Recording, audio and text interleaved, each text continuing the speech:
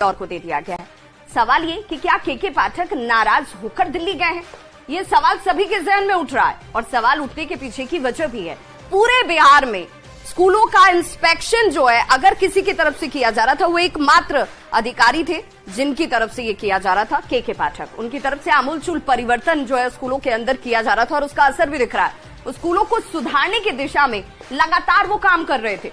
उनकी तरफ से एक बड़ा बदलाव जो है वो स्कूलों में, व्यवस्थाओं में, उसके तरीकों में किया गया था। शिक्षा व्यवस्था को पटरी पर लाने में वो जुटे हुए थे। तो फिर सवाल यहीं से खड़ा होता है कि आखिर ऐसा क्या हुआ कि के पाठक प्रभार देकर दिल्ली रवाना हो गए, और आखिर दिल्ली जाने के बाद उनकी तरफ से ये प्रभार किसी और को दिया गया है। तो कब तक दिया गया है, इसका जवाब भी किसी के पास नहीं है। क्या नीतीश सरकार में अब के पाठक की चल नहीं रही है? ये भी सवाल लोग उठा रहे हैं। अधिकारी के मन में ये सवाल चल रहा है, जो बिहार की जनता है उनके मन में सवाल चल रहा है। स्कूलों में छुट्टियों को लेकर उनके आदेश, आप सभी को याद होंगे कि जैसे उनकी तरफ से छुट्टी को लेकर आदेश दिया गया था, नीतीश कुमार ने कहा कि ठीक है, सख्ती जरूरी है लेकिन इतनी भी नहीं। जो छुट्टियां दी गई हैं उस आदेश को पालन में रहने दिया जाए, और के पाठक के आदेश को उन्होंने रद्द कर दिया था।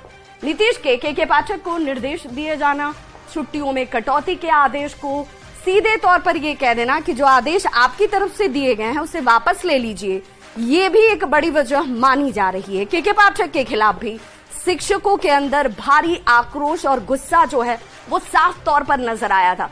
शिक्षकों के बीच के पाठक का खौफ इस कदर है कि के पाठक के डर से जो शिक्षक नहीं आया करते थे स्कूल, वो भी वक्त पर आने लगे। जिस ड्रेस कोड की बात की जा रही थी, जिस अनुशासन की बात की जा रही थी, वो लोग लेकर चलने लगे। हालांकि नीतीश सरकार हमेशा से के पाठक का बचाव ही करती नजर आई है, फिर भी सवाल उठ रहे हैं। इस बार ऐसा क्यों नहीं हुआ? इस बार ऐसा क्या हुआ कि वो अचानक से छुट्टी पर दिल्ली चले जाते हैं? क्या के पाठक दिल्ली से लौटेंगे, नहीं लौटेंगे? ये भी सवाल है, क्योंकि लोगों के जहन में ये बात बार बार आ रही है कि क्या के पाठक आएंगे या नहीं आएंगे। और इस वक्त एक बड़ी खबर आ रही है।